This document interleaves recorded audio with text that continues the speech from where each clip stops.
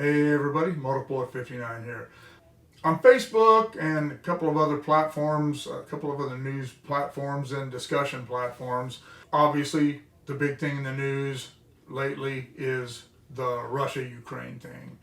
And I have said that I don't think we should go over there. I don't think we should become involved in the Ukrainian issue. I don't think we should go over there and involve ourselves in a country that is as fractured as the Ukraine is. The Ukraine is not one big happy country. That's just not the way it is, and it hasn't been since the dissolution of the Soviet Union. There has always been two factions in the Ukraine, and Putin's taken advantage of that. But some people seem to misunderstand people like me who think we shouldn't get involved, people who believe this is a no-win situation for any foreign nation that gets involved, because in the end you're either going to piss off the Ukraine or you're going to piss off Russia. You're going to make an enemy of one of those states no matter what happens. And it may just become another convoluted issue like Vietnam or Afghanistan. We need to just steer clear of this and let the chips fall where they may. Well, there are a lot of people who obviously think that people like me and people of that opinion don't care about the Ukraine or don't realize what's at stake. I care about the Ukrainian people because they're the ones that are going to suffer. I don't care about the Ukrainian military. I don't care about their politicians. I don't care about any of that. I just care about the people who are going to suffer, because innocent civilians who may not, they're just Ukrainians, just like in all these other skirmishes. These people that are down there just trying to survive, they don't care. They just want to live. And a lot of times their governments won't let that happen. And that's one of the things that's going on right now. And it's sad. I do care about that. Another thing they seem to think is that no one understands what's at stake with the Ukraine as far as its GDP, if you will.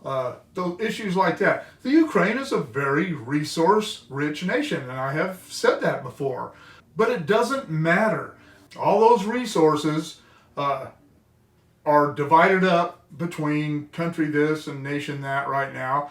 And the United States doesn't benefit greatly from Ukraine, nor does it benefit greatly from Russia. Somebody said, yeah, Russia produces most of imports most of the wheat we use, and that's not true. Russia does import wheat to us, but you know what? We import it to them too. It's called global economics.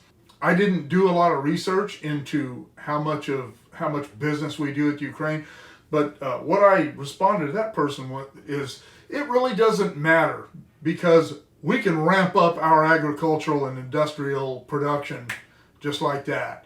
That if it comes to the point where we need to do that with oil, whatever, Gavin Newsom will be overridden by the federal government if they decide we need California's oil. Right now, we don't need it. And that's why Biden's on his knees begging the Saudis for oil, begging OPEC for oil right now. And I always say that the Saudis, actually, as far as OPEC is concerned, not much of Saudi oil, not much of their oil or gas actually comes to the United States. More of it comes from Mexico and South America.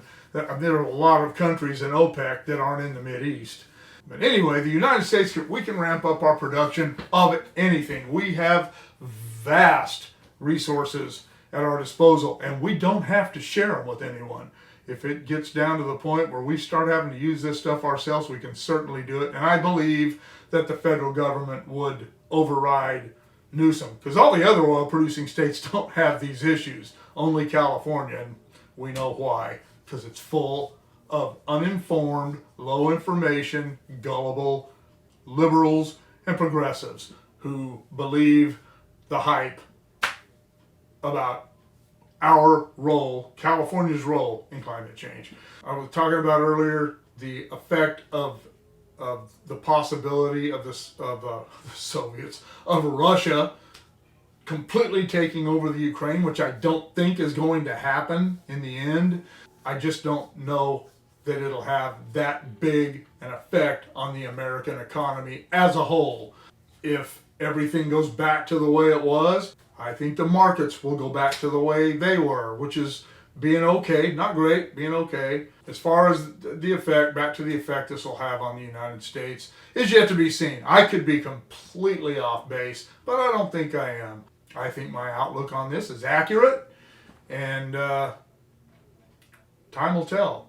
What do you think? You think we need Ukrainian resources enough to go put our troops at risk? Or if for that matter, should any nation go put their people at risk for the Ukraine? I just don't know. I guess we'll have to see what other countries think. But so far, it doesn't appear that they want to get involved either. So we'll see. Anyway, what do you think about all that? Let me know in the comments below. Shoot me an email at motopoet59@gmail.com. Like, share, subscribe, click on the bell if you want to be notified of future content. We'll see you all later.